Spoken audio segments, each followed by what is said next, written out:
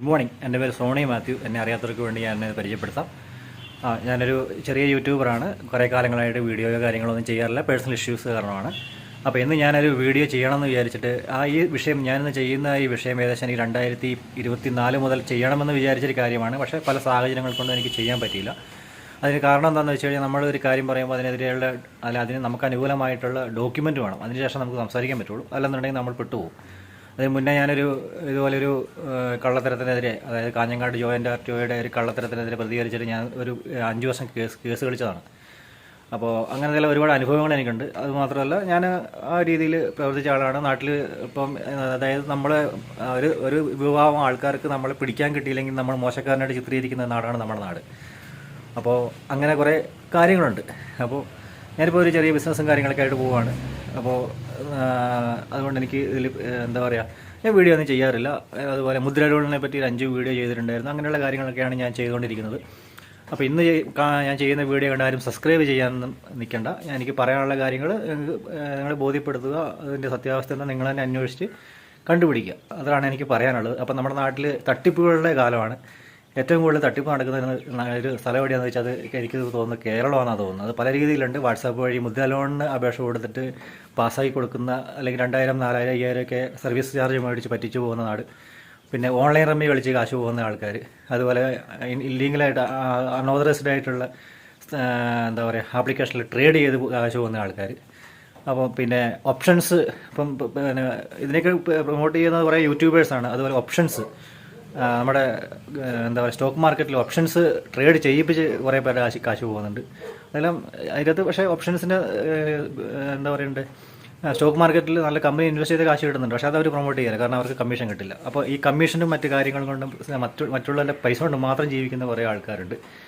അപ്പോൾ അങ്ങനത്തെ ഒരു നാടാണ് നമ്മുടെ നാട്.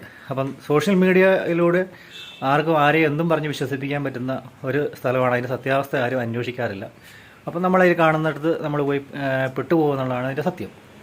അടുത്ത കാലത്ത് മറുനാടൻ ഷാനസ്കറിയെയും ഒരു പ്രമുഖ വ്ളോഗർ അല്ലെങ്കിൽ പ്രമുഖ എന്താ പറയുക സെലിബ്രിറ്റി എന്നൊക്കെ അറിയപ്പെടുന്ന നിങ്ങളുടെ സ്വന്തം ബോബി ചെമ്മണ്ണൂരും തമ്മിലുള്ള ഒരു യുദ്ധം നിങ്ങൾ കണ്ടിട്ടുണ്ടായിരുന്നു. അപ്പോൾ അതിൻ്റെ സത്യാവസ്ഥ എന്താണെന്ന് കുറേ പേർക്ക് മനസ്സിലായിട്ടുണ്ടാവാം. എന്നാൽ അതിൻ്റെ സത്യാവസ്ഥ അറിയാത്ത ഒരുപാട് ആൾക്കാരുണ്ട്. കാരണം ഇവർ തമ്മിൽ എന്തോ ശത്രുതയുണ്ട് എന്നുള്ള രീതിയിലും അദ്ദേഹത്തിന് കാശ് കിട്ടാത്തതിൻ്റെ പേരിലാണ്, മറുനാടൻ ഷാനസ്കറിക്ക് എന്തോ സാധിക്കാത്തതിൻ്റെ പേരിലാണ് പിന്നെ ഇങ്ങനെ ബോബി ചെമ്മണ്ണൂരിനെതിരെ വീഡിയോ ചെയ്യുന്നതൊക്കെ ഉള്ള അലിഗേഷനൊക്കെ ഉയർത്തിക്കണ്ടു. സത്യാവസ്ഥ എന്താണെന്ന് വെച്ച് കഴിഞ്ഞാൽ, ഞാൻ ഈ സ്ഥാപനത്തിൽ 2024 വർക്ക് ചെയ്ത ആളാണ്. അപ്പോൾ 24-ന് ശേഷം ഞാൻ ഈ വീഡിയോ ചെയ്യണമെന്ന് വിചാരിച്ചു. പക്ഷേ എനിക്ക് അതിൻ്റെ ഡോക്യുമെൻ്റ് വേണം, എന്നാലും സംസാരിക്കാൻ പറ്റൂ. നാളെ ഇതിൻ്റെ പേരിൽ എനിക്കെതിരെ കേസ് വരുമെന്നോ എന്നെ തീർത്ത് കളയുമെന്നുള്ള ഭീഷണി വരുമോ ഒന്നും എനിക്കറിയത്തില്ല. കാരണം നമ്മൾ ഒരു സംഭവത്തിന് ഒതുങ്ങാത്തോടത്തോളം കാലം നമ്മൾ ഒതുക്കാൻ പല രീതിക്കുള്ള ശ്രമങ്ങൾ നടത്തി നോക്കും. കാരണം പൈസ ഉള്ളവരാണ്, പല കാരണങ്ങളുണ്ട്. പക്ഷേ എൻ്റെ മനസാക്ഷിയുടെ ഒരു കോടതിയുണ്ട്. അതെന്നെ ഒരു തരത്തിലും അനുവദിക്കുന്നില്ല ഇത് പറയാതിരിക്കാൻ വേണ്ടിയിട്ട്. അതുകൊണ്ടാണ് ഞാൻ ഈ സംഭവങ്ങൾ പറയുന്നത്. നാളെ എന്ത് സംഭവിക്കുമെന്ന് എനിക്കറിയില്ല. ചിലപ്പം എനിക്കെതിരെ കേസ് വരാം, ചിലപ്പോൾ ഇല്ലാത്ത കേസുകളായിരിക്കാം. അപ്പം അതൊക്കെ അങ്ങനെ നടക്കട്ടെ. കാരണം ഞാൻ 2017 നാഷണൽ ഇൻവെസ്റ്റിഗേഷൻ ഏജൻസിയുമായിട്ട് ഒരു പ്രമുഖ വിഷയത്തിൽ എനിക്കറിയുന്ന കാര്യങ്ങൾ ഷെയർ ചെയ്ത് പ്രവർത്തിച്ച ആളാണ്. അതിന് ഈ കേരളത്തിൽ പല സംഭവങ്ങളും ഇപ്പോഴും അതിൻ്റെ പാർശ്വഫലമായിട്ട് നടന്നുകൊണ്ടിരിക്കുന്നുണ്ട്.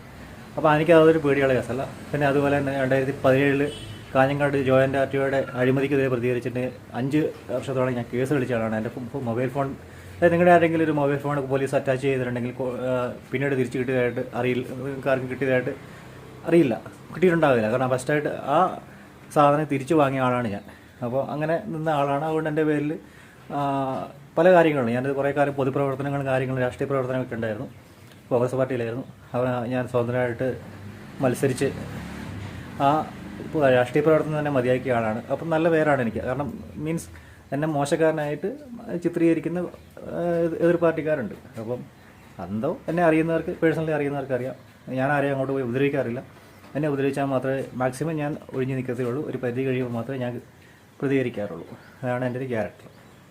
അപ്പോൾ ഞാൻ പറഞ്ഞു വരുന്നത് എന്താണെന്ന് വെച്ച് കഴിഞ്ഞാൽ, ബോബി ചെമ്മണ്ണൂർ, അത് ഞാനിപ്പോൾ ഈ വീഡിയോ ചെയ്യാൻ കാരണം എനിക്കൊരു നമ്മുടെ മനസാക്ഷി എന്ന് പറഞ്ഞൊരു കോടതിയുണ്ട്. അത് ഒരു 2 വർഷമായിട്ട് സമാധാനം കിട്ടുന്നില്ല. കാരണം ഇതെല്ലാം ഒരു കറക്ക് കമ്പനിയാണ്. അതായത് ഇദ്ദേഹത്തിൻ്റെ സ്ഥാപനം എന്ന് പറയുന്നത് പ്രമുഖ സ്ഥാപനം എന്ന് പറയുന്നത് ഗോൾഡ് ആണ്.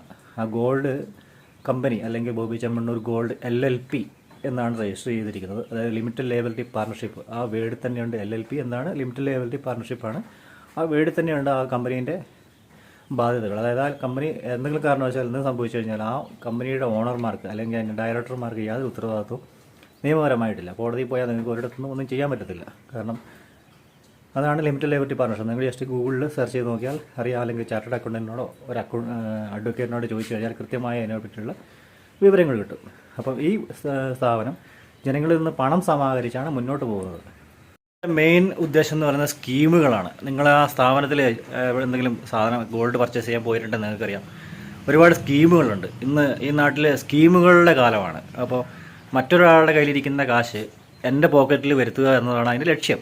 കാരണം എനിക്ക് അതായത് നിങ്ങൾ ഗോൾഡ് എടുക്കാൻ പോകുന്നപ്പം നിങ്ങളോട് കുറേ സ്കീം പറയുന്നു, അതിൽ സ്കീമിൽ എങ്ങനെയെങ്കിലും നിങ്ങളെ ക്യാൻവാസ് ചെയ്ത് ജോയിൻ ചെയ്യിപ്പിക്കുന്നു. അപ്പം നിങ്ങളുടെ കയ്യിലുള്ള കാശ് ആ പറഞ്ഞ ആളുടെ പോക്കറ്റിലേക്ക് വരുന്നു. അതുപോലെ കാര്യങ്ങൾ റോളിങ്ങിലൂടെ നടന്നു പോകുന്നു. ഇതാണ് ഇവിടെ നടന്നുകൊണ്ടിരിക്കുന്നത്. അല്ലാതെ ഗോൾഡ് വിൽക്കുന്നതിനെ കുറിച്ച് വലിയ താല്പര്യമൊന്നുമില്ല. അതാണ് ഇവിടെ നടക്കുന്നത്. അതുപോലെ ഗോൾഡ് ക്രെഡിറ്റ് കൊടുക്കുന്നുണ്ട്. ഗോൾഡ് ക്രെഡിറ്റ് കൊടുക്കുമ്പോൾ 24% പണിക്കൂലി, 24% പണിക്കൂലി നിങ്ങൾ കണക്കൂട്ടി വെക്കണം. ഈ ക്രെഡിറ്റിൽ ഈ സാധനം വാങ്ങിക്കേണ്ട വല്ല ആവശ്യമുണ്ടോ എനിക്കറിയാൻ വയ്യ. അതുപോട്ടെ, അതൊന്നുമല്ല വിഷയങ്ങൾ. പിന്നെ മെയിനായിട്ടുള്ള വിഷയം എന്ന് പറയുന്നത്, ഞാൻ ജോയിൻ ചെയ്യുന്നത് ആലുക്കാസിൻ്റെ ED റെയ്ഡ് നടക്കുന്ന ടൈമിലാണ് ഞാൻ ആ സ്ഥാപനത്തിൽ ജോയിൻ ചെയ്യുന്നത്. അപ്പോൾ എൻ്റെ പേഴ്സണലി എനിക്കൊരു അഡ്വക്കേറ്റ് ഉണ്ട്. അദ്ദേഹത്തിൻ്റെ പേര് എനിക്ക് വെളിപ്പെടുത്താനാവില്ല, കാരണം അദ്ദേഹത്തിനും അത് താല്പര്യമില്ലാത്ത കാര്യമാണ്. അപ്പോൾ അദ്ദേഹം എന്നോട് പറഞ്ഞു, സോണി നിങ്ങൾ ആ സ്ഥാപനത്തിൽ ജോയിൻ ചെയ്യുന്നത് കുഴപ്പമില്ല, സാമ്പത്തികമായ യാതൊരു ഇടപാടിനും പോകാൻ പാടില്ല, സൂക്ഷിക്കണം, പെട്ടുപോകും എന്നോട് പറയുണ്ടായി. അപ്പോഴും എനിക്കറിയില്ല അതെന്താ സംഭവം. അദ്ദേഹത്തിന് അത് മാത്രമേ പറഞ്ഞുള്ളൂ. ഞാൻ കൂടുതൽ അതിനെപ്പറ്റി ചോദിച്ചില്ല. അപ്പോൾ അന്നത്തെ ഒരു സാമ്പത്തിക പ്രതിസന്ധിയിൽ എനിക്ക് ജോലി ആവശ്യമുണ്ടായിരുന്നു. അപ്പോൾ അങ്ങനെയാണ് ഞാൻ ആ സ്ഥാപനത്തിൽ ജോലിക്ക് കയറിയത്. എനിക്ക് തോന്നുന്നു 2024 ഫെബ്രുവരിയോ അങ്ങനെ എന്തോ ആണ്. എനിക്ക് കറക്റ്റ് ടൈം പീരീഡ് എനിക്ക് ഓർമ്മയില്ല. അപ്പോൾ അവിടെ ചെന്നു. അങ്ങനെ അവിടെ കുറേ അവിടെ ചെന്ന് കഴിഞ്ഞപ്പോഴാണ് എനിക്ക് മനസ്സിലായത് ഒരു ഗോൾഡ് കച്ചവടം മാത്രമല്ല, വേറെ എന്തൊക്കെയോ സ്കീമുകളുണ്ട്. അപ്പോൾ ഞാനിതൊക്കെ പറയാൻ കാരണം, കഴിഞ്ഞ ദിവസം അൽ മുക്താദിർ എന്ന് പറഞ്ഞിട്ടൊരു ഗ്രൂപ്പ്, അത് ഇതേപോലത്തെ കുറേ സ്കീമുകളായിട്ട് വന്നിട്ട് പൈസ മുക്കി അല്ലെങ്കിൽ ആൾ മുങ്ങി എന്ന് പല സോഷ്യൽ മീഡിയകളിലും കണ്ടു. മെയിനായിട്ട് മദാൻ ഷാഹസ്കറി തന്നെ കുറേ കാലം മുമ്പ് പറഞ്ഞതായിരുന്നു ഇങ്ങനെയൊക്കെ സംഭവിക്കാൻ സാധ്യതയുണ്ടെന്നുള്ളത്. അപ്പോൾ എല്ലാവരും അദ്ദേഹത്തെ വിമർശിച്ചു, സപ്പോർട്ട് ചെയ്ത ആൾക്കാരുണ്ട്.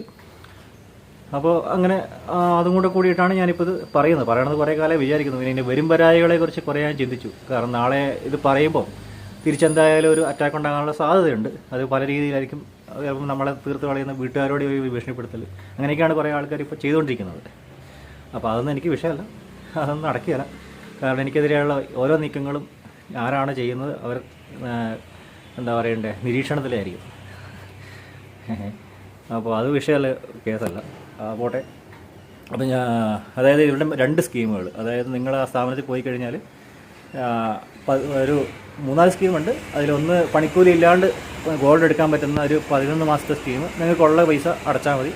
രണ്ടാമത്തെ സ്കീം എന്ന് പറയുന്നത്, നിങ്ങളുടെ കയ്യിലുള്ള ഗോൾഡ് അവിടെ കൊടുത്തു കഴിഞ്ഞാൽ 11 മാസം കഴിയുമ്പം എക്സ്ട്രാ വെയിറ്റോട് കൂടിയിട്ട് എന്താ പറയണ്ടേ, അതിപ്പോൾ സീസണബിളാണ്. 5, 8, 10 ഇതിലേതെങ്കിലും ഒരു പെർസെൻറ്റേജ് ആയിരിക്കും. അത് നിങ്ങൾക്ക് തരുന്ന സർട്ടിഫിക്കറ്റ് മെൻഷൻ ചെയ്യുകയില്ല, കാരണം അത് ഇന്ത്യ ഗവൺമെൻറ് നിയമങ്ങൾക്കെതിരായതുകൊണ്ട് അവരത് ചെയ്യുകയില്ല. അത് പിന്നെ പെന്നുകൊണ്ട് പോലും എഴുതി തരികയില്ല, ജസ്റ്റ് പെൻസിൽ കൊണ്ട് എന്തെങ്കിലും എഴുതി തരുന്നുണ്ടെങ്കിൽ തന്നെ തരികയുള്ളൂ. അതിന് പിന്നെ കുറേ കോഡുകളുണ്ട്, കസ്റ്റമർക്ക് മനസ്സിലാകാത്ത കുറേ കോഡുകളുണ്ട്. അതൊന്നും ജീവിതത്തിൽ ഒരാൾക്ക് മനസ്സിലാകുകയില്ല. അതായത് നിങ്ങളെ അവിടെ ഇരുത്തിക്കൊണ്ട് തന്നെ അങ്ങോട്ടും ഇങ്ങോട്ടും കമ്മ്യൂണിക്കേറ്റ് ചെയ്യുന്ന ഒരുപാട് കോഡുകളുണ്ട്. അതെന്തോ ആയിക്കോട്ടെ, കോഡുകളൊക്കെ ഞാൻ വരുന്നില്ല. അപ്പോൾ ഈ ഒരു സ്കീം, എക്സ്ട്രാ വെയിറ്റ് കിട്ടുന്ന പണിക്കൂലിയിലാണ് എടുക്കാൻ പറ്റുന്ന സ്കീം. നിങ്ങളുടെ അടുത്തൊരു ഇപ്പോൾ ഒരു 1 ലക്ഷം രൂപ കയ്യിൽ ക്യാഷ് ഉണ്ടെങ്കിൽ, 1 ലക്ഷം 1 കോടി 1 കോടിയോ എത്ര ആയിക്കോട്ടെ, വാട്ടെവർ, ആ പൈസ അവിടെ നിങ്ങൾക്ക് ഡെപ്പോസിറ്റ് ചെയ്യാം. ഡെപ്പോസിറ്റ് ചെയ്ത് കഴിഞ്ഞാൽ നിങ്ങൾക്ക് മന്ത്ലി പ്രോഫിറ്റ് ഷെയർ കിട്ടും. പലിശ എന്നും പറയാം, അത് പറയാൻ പാടില്ലാത്തതുകൊണ്ട് പ്രോഫിറ്റ് ഷെയർ എന്ന് പറയുന്നു. അതിൻ്റെ പേര് LLP എന്നാണ്. എനിക്കൊന്നും മനസ്സിലാകുന്നില്ല, എങ്ങനെ LLPയിൽ എങ്ങനെയാണ് ജനങ്ങളിൽ നിന്ന് പണം സ്വീകരിക്കാൻ പറ്റുന്നതെന്ന് എനിക്ക് മനസ്സിലാകുന്നില്ല. ഈ ആലുക്കാസിൻ്റെ റെയ്ഡ് വന്ന സമയത്ത് ഇവർ പറഞ്ഞിരുന്നതെന്ന് വെച്ചാൽ, ഈ 2 സ്കീമുകൾ ആരോടും പറയാൻ പാടില്ല, ആരും ഒന്ന് ചോദിച്ചാലും അറിയില്ല. ഇപ്പം നിങ്ങൾ ഫോണിൽ കൂടെ വിളിച്ചിട്ട് ഇങ്ങനെ ഡെപ്പോസിറ്റ് ചെയ്യുന്ന സ്കീമുണ്ടോയെന്ന് ചോദിച്ചാൽ അവർ പറയില്ല. ഒരിക്കലും സാറ് എവിടെയാണ് എന്ന് ചോദിച്ചാൽ സാറിൻ്റെ അടുത്ത് വന്ന് സാറ് കുഴപ്പക്കാരനല്ല, ഏജൻസീൻ്റെ ഒരു അന്വേഷണ ഏജൻസിയുടെ ആളല്ല, അതൊന്ന് അറിഞ്ഞ് കൺഫേം ആക്കിയ ശേഷം മാത്രമേ സാറേ ഇങ്ങനെ സ്കീമുണ്ട് എന്ന് നിങ്ങളോട് പറയുള്ളൂ. അപ്പോൾ ഈ സ്കീം രണ്ടും ഇന്ത്യ ഗവൺമെൻറ്റിന് എതിരാണെന്ന് മീറ്റിംഗ് തന്നെ അവർ പറഞ്ഞിട്ടുണ്ട്. അപ്പോൾ അങ്ങനെയുള്ള സ്കീം പ്രൊമോട്ട് ചെയ്യുന്നത് എന്ത് അടിസ്ഥാനത്തിലാണെന്നുള്ളത് എനിക്ക് മനസ്സിലാവുന്നില്ല. അപ്പോൾ ഇതെന്തുകൊണ്ട് ചെയ്തു, അല്ലെങ്കിൽ എന്തുകൊണ്ട്, അതെല്ലാം അതിലേക്ക് ഞാൻ വരാം. അപ്പോൾ ഈ രണ്ട് സ്കീമുകൾ, അതായത് ലിമിറ്റഡ് ലയബിലിറ്റി പാർട്ണർഷിപ്പ് രജിസ്റ്റർ ചെയ്ത സ്ഥാപനം തകർന്നു കഴിഞ്ഞു കഴിഞ്ഞാൽ അതിൻ്റെ മുതലാളിമാർക്ക് ആർക്ക് യാതൊരു ഉത്തരവാദിത്വമില്ല. പിന്നെ ഈ പറയുന്ന 11 മാസത്തെ പ്രോഫിറ്റ് ഷെയർ നൽകുന്നത് ആ സ്കീം ഇവർ BSEയിലോ NSEയിലോ അല്ലെങ്കിൽ സ്റ്റോക്ക് മാർക്കറ്റിലോ ലിസ്റ്റ് ചെയ്ത് സ്ഥാപനമല്ല. നാട്ടുകാരിൽ നിന്ന് നേരിട്ട് പണം സ്വീകരിക്കാൻ അവർക്ക് അധികാരവും ഇല്ല, അനുവാദവും ഞാൻ മനസ്സിലാക്കിയെടുത്തോളം. ഉണ്ടെന്നുണ്ടെങ്കിൽ അതിന് തെളിവ് സഹിതം പറയട്ടെ, അതല്ലേ എൻ്റെ ശരി. അങ്ങനെ അപ്പോൾ എൻ്റെ ഒരു ബോണ്ട് സർട്ടിഫിക്കറ്റ് കൊടുക്കുന്നതിൽ കണ്ട മഹാ കോമഡിയാണ്. ഇവരൊരു ജസ്റ്റ് ഒരു കട്ടി പേപ്പറിൽ ഇങ്ങനെ ഇന്ന ആളിൽ നിന്ന് പൈസ കിട്ടിയിട്ടുണ്ട് എന്നും പറഞ്ഞിട്ടൊരു ആരോ ഒപ്പിട്ട എന്തോ ഒരു സീലും വെച്ച് കൊടുക്കുന്ന സംഭവം. അതൊന്നും ഒരിടത്തും പോയി കഴിഞ്ഞാൽ വാലിഡല്ല, ഒന്നും ചെയ്യാനില്ല. അപ്പോൾ ഇതെല്ലാം ഒരു റോളിംഗ് ബിസിനസ്സാണ്. പിന്നെ ഞാൻ പറയാൻ വന്ന കാര്യം എന്താണെന്ന് വെച്ചാൽ, ഇതിപ്പോൾ പറയാനുണ്ടായ കാരണം എന്ന് വെച്ചാൽ, ഞാൻ ആ സ്ഥാപനത്തിൽ വർക്ക് ചെയ്തപ്പം മാക്സിമം ഞാനും ഇതിനൊക്കെ ചെയ്യാൻ വേണ്ടിയിട്ട് നിന്നിട്ടുണ്ട്. കാരണം വേറെ വഴിയില്ല. ഇൻസെൻറ്റീവ് കിട്ടിയിട്ടുണ്ട്. ഇപ്പോൾ ഈ വീഡിയോ വരുന്ന സമയത്ത് അടുത്ത അലിഗേഷൻ എടുത്തിട്ട് വരാൻ അവന് ഇത്ര പൈസ കിട്ടിയിട്ടുണ്ട് എന്ന് പറയും. 45,000 വരെയൊക്കെ കിട്ടിയിട്ടുണ്ട്. കാരണം വേറെ നിവൃത്തിയില്ല. അത് ചെയ്തില്ല എന്നുണ്ടെങ്കിൽ രാവിലെ രാത്രിക്കും മീറ്റിംഗ് ഉണ്ട്, വിളിച്ച് അത് ചെയ്യാത്ത ആളെ ഏൽപ്പിച്ച് നിർത്തിയിട്ട് അതിൽ 10-25 സ്റ്റാഫ് ഉണ്ടാവും, അതിൽ ലേഡി സ്റ്റാഫ് ഉണ്ടാവും. അപ്പോൾ അവരുടെ മുമ്പിൽ നിന്ന് താൻ എന്ത് ഡാഷ് ആക്കാനാണ് ഇങ്ങോട്ട് വന്നത്, ആ ഡാഷിൻ്റെ അടുത്ത് ആണ്, അത് ഞാൻ പറയുന്നില്ല. അപ്പോൾ അത് ഏത് രീതിക്കുമായിരിക്കാം ചെയ്യാൻ വന്നതെന്ന് ചോദിക്കുമ്പോൾ സ്വാഭാവികമായിട്ട് ഏതൊരാളും ചെയ്തു പോകും. വേറെ മാർഗ്ഗമില്ലാത്തതുകൊണ്ട് ചെയ്തു പോകും. അങ്ങനെ പ്രഷർ ചെയ്തും അതുപോലെ ഉള്ള കാര്യങ്ങളൊക്കെ ചെയ്തുകൊണ്ടാണ് ഇത് സ്കീം ചെയ്യിക്കുന്നത്. പിന്നെ പൈസ കിട്ടുമ്പം അത് ചെയ്യാതിരിക്കുന്ന ആൾക്കാരുടെ കാര്യം. പിന്നെ ഇതിനൊക്കെ എന്ത് കാര്യത്തിന് കൂട്ടു നിൽക്കുന്ന കുറേ ആൾക്കാരുണ്ട്.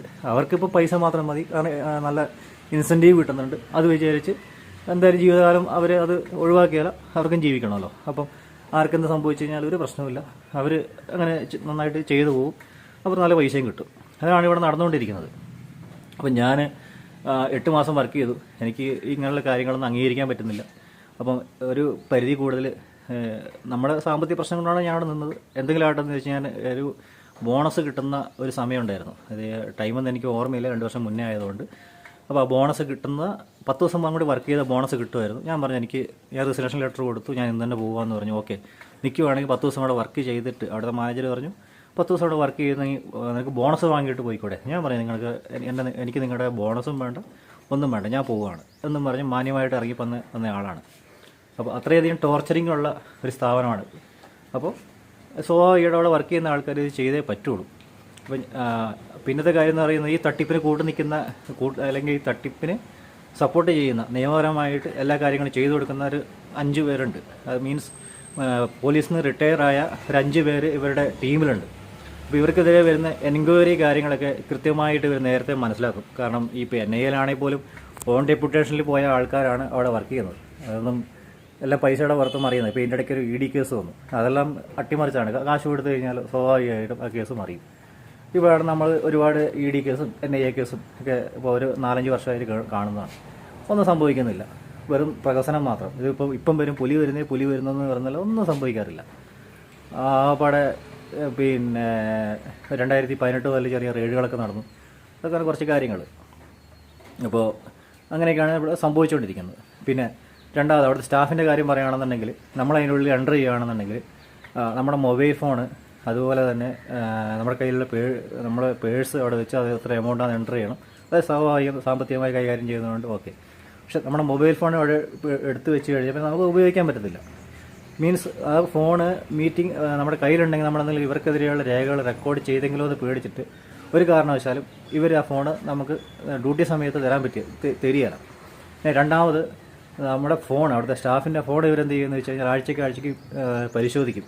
അത് ഒരാളുടെ ഫോണ് അയാൾ അനുവാദമില്ലാതെ വേറെ ഒരാൾക്കും പരിശോധിക്കാൻ ഒരിടത്തും അധികാരമില്ല, അല്ലെങ്കിൽ അങ്ങനെ ഒരു വകുപ്പേ ഇല്ല എന്നുള്ളിടത്ത് ചെയ്യുന്ന പരിപാടിയാണ്. ഇപ്പോൾ അവിടുത്തെ സ്റ്റാഫിൻ്റെ മൊബൈൽ ഫോൺ എടുത്തിട്ട് അവരുടെ കോണ്ടാക്ട്സ്, അവരുടെ ഗാലറി, അതുപോലെ ഗൂഗിൾ പേ, ഫോൺ പേ എന്ന് വേണ്ട സകലമാന കാര്യങ്ങളും അവർ ചെക്ക് ചെയ്യും. കാരണം ഇവർക്കെതിരെ ഈ പറയുന്ന തട്ടിപ്പ് സരികട സ്കീം അല്ലെങ്കിൽ എന്തെങ്കിലും തെളിവുകളുണ്ടോ എന്ന് അറിയാൻ വേണ്ടിയിട്ടാണ് ഇത് ചെയ്യുന്നത്. അപ്പോൾ അത്രയ്ക്കും മാന്യനാണ്. അതുപോലെ ഞാൻ ജോയിൻ ചെയ്തത് 2024 മുമ്പ്, 1 വർഷം മുമ്പ് ഞാൻ പറഞ്ഞു കേട്ട അറിവാണ്. പക്ഷേ അതിൽ ബാക്കിയുണ്ടായ കാര്യങ്ങൾ എനിക്ക് നേരിട്ട് അറിയുകയും ചെയ്യാം. അപ്പോൾ 1 കിലോ ഗോൾഡ് ഊട്ടി ബ്രാഞ്ചിൽ നിന്ന് പഴയ സ്വർണം എടുത്തതിൻ്റെ അകത്ത് അവിടുത്തെ സ്റ്റാഫുകൾ അടിച്ചു മാറ്റി. അപ്പോൾ 1 കിലോ എന്ന് പറഞ്ഞാൽ എനിക്കതിൻ്റെ കറക്റ്റ് കാൽക്കുലേഷനോ കാര്യങ്ങളൊന്നും അറിയില്ല. ആ സമയത്ത് ഞാനിവിടെ ഉണ്ടായിരുന്നില്ല. ഇതെല്ലാം പറഞ്ഞു കേട്ടുള്ള അറിവ് മാത്രമേ ഉള്ളൂ. തുടർന്ന് ആ അടിച്ചു മാറ്റിക്കൊണ്ട് പോയ അവിടുത്തെ ഒരാളെ പിടിച്ച് അകത്തിട്ടു. അവൻ 15 ദിവസം കഴിഞ്ഞപ്പോൾ ഇറങ്ങിപ്പോയി. അത് കഴിഞ്ഞിട്ട് നമുക്ക് എന്തോ ചെറിയ മുതൽ കിട്ടിയിട്ടുണ്ടാവണം. ബാക്കി നഷ്ടപ്പെട്ടു പോയ മുതലിൻ്റെ ബാക്കി എമൗണ്ട് അവിടെ ആ സമയത്ത് സംഭവം നടക്കുന്ന ഈ മോഷണം നടക്കുന്നതും പിടിക്കുന്നതുമായ സമയത്ത് ഇല്ലാത്ത 3 സ്റ്റാഫുണ്ട്. അവർ ഈ സംഭവത്തിന് ശേഷം ട്രാൻസ്ഫറായി വന്ന 3 ആൾക്കാരുടെ ശമ്പളത്തിൽ നിന്ന് 1.5 കൊല്ലം പിടിച്ച മാന്യനാണ് ബോബി ചെമ്മണ്ണൂർ. അത്ര നല്ല മാന്യനാണ്. എന്താ നന്മമരം എന്നറിയോ? അതായത് അവർ കട്ടിട്ടില്ല. ഈ പറഞ്ഞ സംഭവം നടന്നതിന് ശേഷം ഇവരെല്ലാം കുറേ പേര് ട്രാൻസ്ഫർ അടിച്ചു. ആ സമയത്ത് വേറെ ഏതോ ബ്രാഞ്ചിൽ നിന്നും പുതുതായിട്ടും ജോയിൻ ചെയ്ത 3 ആൾക്കാർ ഊട്ടി ബ്രാഞ്ചിലേക്ക് വന്നു. അപ്പോൾ ഈ മോഷണം പോയ മുതലിൻ്റെ എന്താ പറയണ്ടേ തത്തുല്യമായ എമൗണ്ട് പിടിക്കാൻ വേണ്ടിയിട്ട് ഇവരുടെ ശമ്പളത്തിൽ നിന്ന് 1.5 കൊല്ലം ഈ 3 ആളുടെ ശമ്പളത്തിൽ നിന്ന് 1.5 കൊല്ലം പിടിച്ച മാന്യൻ ആണ് ഈ പറഞ്ഞ നന്മമരം. നമ്മുടെ നാട്ടിൽ ഒരു ബിസിനസ് ചെയ്യണമെന്നുണ്ടെങ്കിൽ ആദ്യം നന്മമരമായി കഴിഞ്ഞാൽ എന്തും ചെയ്യാമെന്നുള്ളൊരു അവസ്ഥയാണ്. ഭയങ്കര വിശ്വാസ്യതയാണ്. പിന്നെ അവിടെ തലവെച്ച് കൊടുത്തിട്ട് അങ്ങ് എന്താ പറയണ്ടേ അവർക്ക് തലവെച്ച് കൊടുക്കുകയാണ്. അപ്പോൾ ഇത് ഞാൻ പറയാനുണ്ടായ കാരണം എന്താ വെച്ചാൽ ഇതെന്തായാലും പറയണം. ഞാനും ഈ സ്കീം ചെയ്യിപ്പിച്ചിട്ടുണ്ട്. പക്ഷേ അന്നത്തെ സാഹചര്യത്തിൽ പ്രതികരിക്കാനുള്ള സാഹചര്യം ഉണ്ടായിരുന്നില്ല. കാരണം അപ്പുറത്തെ അവസ്ഥ അതായിരുന്നു. അപ്പോൾ ഇതിൻ്റെ അടുത്ത് അൽ മുക്താദിർ എന്ന് പറഞ്ഞിട്ടൊരു ജ്വല്ലറിയും ഈ സ്കീം ഒരുപാട് ആൾക്കാർ ഇതുപോലെ ചെയ്യുന്നുണ്ട്. അപ്പം നമ്മുടെ കയ്യിലുള്ള പണം മറ്റൊരാളുടെ കയ്യിൽ കൊണ്ട് കൊടുത്തിട്ട് കരഞ്ഞിട്ട് കാര്യമില്ല. ഇപ്പം ഉദാഹരണത്തിന് കരിവണ്ണൂർ ബാങ്കിൽ എന്താ സംഭവിച്ചെന്ന് എല്ലാവർക്കും അറിയാം. അതിൻ്റെ ഇരകൾക്കൊക്കെ ഇതുവരെ പൈസ തിരിച്ചു കിട്ടിയിട്ടില്ല. നമ്മുടെ കയ്യിലുള്ള പൈസ നമ്മളൊരു ബിസിനസ് ചെയ്ത് തകർന്നിട്ടുണ്ടെങ്കിൽ ഓക്കെ, അല്ല വേറൊരാളെടുത്ത് പണം കൊണ്ട് കൊടുത്തിട്ട് പിന്നീട് നമ്മൾ കരഞ്ഞിട്ടോ നിലവിളിച്ചിട്ടോ കാര്യമില്ല. നിങ്ങളുടെ അടുത്ത് ഇൻവെസ്റ്റ് ചെയ്യാൻ അത്ര ക്യാഷ് ഉണ്ടെന്നുണ്ടെങ്കിൽ നിങ്ങൾ സ്റ്റോക്ക് മാർക്കറ്റിലേക്ക് വരിക. നല്ല നല്ല കമ്പനികളിൽ ഇൻവെസ്റ്റ് ചെയ്യുക. ലോങ് ടൈമായിട്ടും മറ്റു കാര്യങ്ങളൊക്കെ ആയിട്ട് ഉണ്ട്. ഇപ്പം നമ്മുടെ കേരളത്തിലാണെങ്കിൽ കാർവി എന്ന് പറഞ്ഞിട്ട് ജിയോജിത്ത് എന്നും പറഞ്ഞിട്ടൊരു സ്ഥാപനമുണ്ട്. അവർ പോയി കഴിഞ്ഞാൽ നിങ്ങൾക്ക് നല്ല മലയാള സപ്പോർട്ടും കാര്യങ്ങളൊക്കെ ചെയ്യും. മീൻസ് നല്ല ജ്യോതി ലാബ്, അതുപോലെ തന്നെ നമ്മുടെ സെൻട്രൽ ഗവൺമെൻറ് തന്നെ ഒരുപാട് കമ്പനികളുണ്ട്. ഇപ്പോൾ ഇന്ത്യൻ റെയിൽവേ, അതുപോലെ BEML, അങ്ങനെ ഒരുപാട് കമ്പനികളുണ്ട്. ഇത് തീർച്ചയായിട്ടും റിട്ടേൺ കിട്ടും. ഞാൻ ചെയ്യുന്നുണ്ട്. എന്തായാലും നല്ലൊരു അത്യാവശ്യം പ്രോഫിറ്റ് കിട്ടുന്നുണ്ട്. അത് സെൻട്രൽ ഗവൺമെൻറ് എന്താ പറയണ്ടേ സെൻട്രൽ ഗവൺമെൻറ് മേൽനോട്ടത്തിൽ പോയിക്കൊണ്ടിരിക്കുന്ന ഒരു കാര്യമായതുകൊണ്ട് എന്തായാലും വിശ്വസിക്കാം. അല്ലാതെ ഒരിടത്തും ഇതുപോലത്തെ തട്ടിക്കൂട്ട് സ്ഥാപനത്തിൽ കൊണ്ട് പണം നിക്ഷേപിച്ചു കഴിഞ്ഞാൽ കരയല്ലാതെ പിന്നീട് ഒരു വഴി ഉണ്ടാകില്ല. ഇപ്പം അദ്ദേഹം പറയുന്നത് ഞാൻ ഇതുവരെയായിട്ട് ആർക്കും പൈസ കൊടുക്കാനില്ല എന്നുള്ളതാണ് എന്നും പറഞ്ഞിട്ട്. പക്ഷേ പൈസ കൊടുക്കാനില്ലാതല്ല, ഒരു റോളിങ് മാത്രമാണ്. അതുപോലെ ഇപ്പോൾ ഇയാളൊരു രാജ്യദ്രോഹിയാണെന്ന് ഞാൻ പറയും. കാരണം നിങ്ങളല്ല, അതായത് ജനങ്ങളുടെ അടുത്ത് ആരുടെങ്കിലും അടുത്ത് ബ്ലാക്ക് മണി ഉണ്ടെന്നുണ്ടെങ്കിൽ അതും ഇദ്ദേഹം ഡെപ്പോസിറ്റായിട്ട് സ്വീകരിക്കുന്നുണ്ട്. അപ്പോൾ അതാകുമ്പോൾ പ്രശ്നമൊന്നുമില്ലല്ലോ. ഇപ്പോൾ തകർന്നു കഴിഞ്ഞാലും ആരും ചോദിക്കാനും പറയാനും വരത്തില്ല. അങ്ങനത്തെ ബ്ലാക്ക് മണിയുടെ ഇടപാട് പല തട്ടിക്കൂട്ട് പരിപാടികളുമായിട്ട് സോഷ്യൽ മീഡിയയിലൂടെ പ്രൊമോട്ട് ചെയ്തുകൊണ്ടിരിക്കുകയാണ്. അപ്പോൾ ഇങ്ങനെയൊക്കെയാണ് നിങ്ങളുടെ അടുത്ത് എവിടെയെങ്കിലും പണം നിക്ഷേപിക്കാനുണ്ടെന്നുണ്ടെങ്കിൽ അഡ്വക്കേറ്റിൻ്റെയോ ചാർട്ടേഡ് അക്കൗണ്ടൻറ്റിൻ്റെയൊക്കെ ഒരു 500-1000 കൊടുത്ത് ഒരു അഡ്വൈസ് നേടുന്നത് യാതൊരു തെറ്റും ഉണ്ടാകില്ല എന്നാണ് എനിക്ക് പറയാനുള്ളത്. അപ്പോൾ ഈ വീഡിയോ ഞാൻ മരതണ ഷാജസ്കറിയ സാറിന് സമർപ്പിക്കുന്നു. അദ്ദേഹത്തിൻ്റെ സ്റ്റുഡിയോയിൽ ഞാൻ ചെല്ലാമെന്ന് പറഞ്ഞാണ്. പല സാഹചര്യങ്ങളുണ്ട് എനിക്ക് പോകാൻ പറ്റിയില്ല. കാര്യം എന്ന് വെച്ചാൽ ഒരുപാട് ഞാൻ നിൽക്കുന്ന സ്ഥലവും അദ്ദേഹത്തിൻ്റെ ഓഫീസുമായിട്ട് ഒരുപാട് ദൂരമുണ്ട്. മറ്റു പല സാഹചര്യങ്ങൾ കൊണ്ടുമാണ് ഞാനത് പോകാതിരുന്നത്. അപ്പോൾ ഇതൊക്കെയാണ് എനിക്ക് പറയാനുള്ളത്. എൻ്റെ ഓർമ്മയിൽ നിന്നുള്ള പല കാര്യങ്ങളുമാണ്. ഇത് തികച്ചും സത്യസന്ധമായിട്ടുള്ള കാര്യമാണ്. നിങ്ങൾക്ക് എന്തെങ്കിലും സംശയം ഉണ്ടെങ്കിൽ ഈ വിഷയവുമായി ബന്ധപ്പെട്ട ഒരു അഡ്വക്കേറ്റിനെയോ, ഇപ്പോൾ ഈ സ്കീമുകൾ ചെയ്ത ഒരുപാട് ആൾക്കാരുണ്ടാകും. ഇവർ സ്കീം പിരിക്കുന്നത് നാട്ടിലുള്ള പല ആൾക്കാർ സെയിൽസ് ഓഫീസറായി എടുത്തുകൊണ്ടാണ് പിരിക്കുന്നത്. അപ്പോൾ ഇഷ്ടംപോലെ സെയിൽസ് ഓഫീസേഴ്സ് ഉണ്ട്. അവർ വന്ന് കളക്ഷൻ എടുക്കുന്നു, പോകുന്നു, സ്കീം ക്യാൻവാസ് ചെയ്യുന്നു. നിങ്ങൾ ജ്വല്ലറി പോയി കഴിഞ്ഞാൽ അവിടുന്ന് നമ്മളെപ്പോലത്തെ സെയിൽസ്മാൻമാർ ഇതുപോലെ ക്യാൻവാസ് ചെയ്യുന്നു. വേറെ വഴിയില്ല. അവർക്കും കുറേ പേർക്ക് പൈസയാണ് ലക്ഷ്യം, കുറേ പേർക്ക് താല്പര്യമില്ലെങ്കിലും ഇതുമാതിരി ടോർച്ചറിങ് സഹിക്കാൻ വയ്യാത്തതുകൊണ്ട് ചെയ്യുന്നതാണ്. അപ്പം ഇതുപോലത്തെ സ്കീമുകൾ തലവെച്ച് കൊടുക്കാണ്ടിരിക്കുക. അത്രയൊക്കെ എനിക്ക് പറയാനുള്ളൂ. നാളെ ഈ വീഡിയോ പബ്ലിഷ് ആയി കഴിയുമ്പോൾ ഇനി എന്ത് വരുമെന്ന് എനിക്കറിയില്ല. ഇത് ചിലപ്പോൾ കേസായിരിക്കാം, ഭീഷണിയായിരിക്കാം. എന്തായാലും അതിനെ നേരിടാൻ തയ്യാറായിട്ട് തന്നെയാണ് ഞാൻ നിൽക്കുന്നത്. കാരണം ഞാൻ NIA-യുമായിട്ട് ബന്ധപ്പെട്ട് ഈ വിഷയവുമായി ബന്ധപ്പെട്ട് എല്ലാ രേഖകളും അയച്ചു കൊടുത്തിട്ടുണ്ട്. അതുപോലെ കേരള ഗവർണർക്ക് അയച്ചു കൊടുത്തിട്ടുണ്ട്. ഇവരാരും ഒന്നും ചെയ്തിട്ടില്ല. ബട്ട് വേറൊരു ടീം NIA-യുടെ തന്നെ ഓൺ എൻക്വയറി നടക്കുന്നുണ്ട്. അപ്പോൾ എന്ത് സംഭവിക്കും എന്ന് നമുക്ക് നോക്കാം. അത്രയൊക്കെ എനിക്ക് പറയാനുള്ളൂ. അതുപോലെ തന്നെ ബോബി ചെമ്മണ്ണൂരിൻ്റെ ലോട്ടറി അത് ഏറ്റവും വലിയ തട്ടിപ്പാണ്. കാരണം ഞാൻ ആ ലോട്ടറി മീൻസ് ആ ടിക്കറ്റ് അയച്ചിട്ട് അതിനകത്ത് റിസൾട്ട് അറിയാൻ വേണ്ടിയിട്ട് മൊബൈൽ നമ്പർ ഉപയോഗിച്ച് ലോഗിൻ ചെയ്തതാണ്. ലോഗിൻ ചെയ്യാൻ നമ്മൾ OTP വരുന്നുണ്ട്, പക്ഷേ ലോഗിൻ ചെയ്യാൻ പറ്റുന്നില്ല.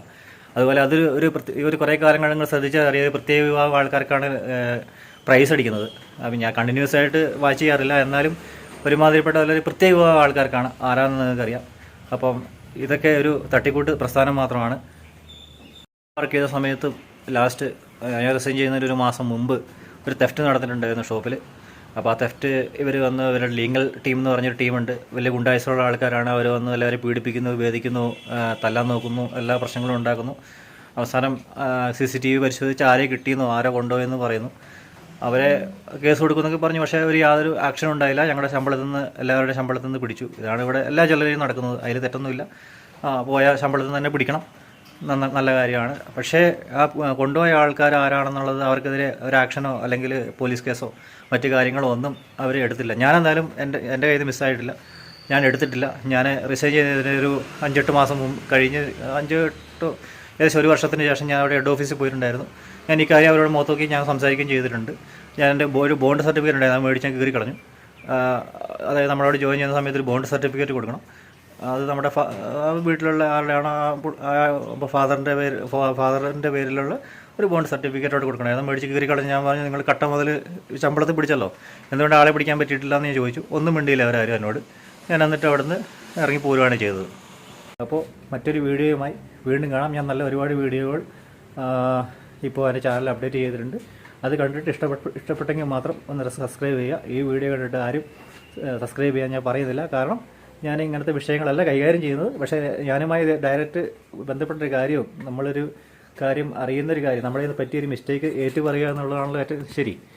അപ്പോൾ അതുകൊണ്ട് മാത്രമാണ് ഞാൻ ഈ വീഡിയോ ഇവിടെ അപ്ലോഡ് ചെയ്യുന്നത്.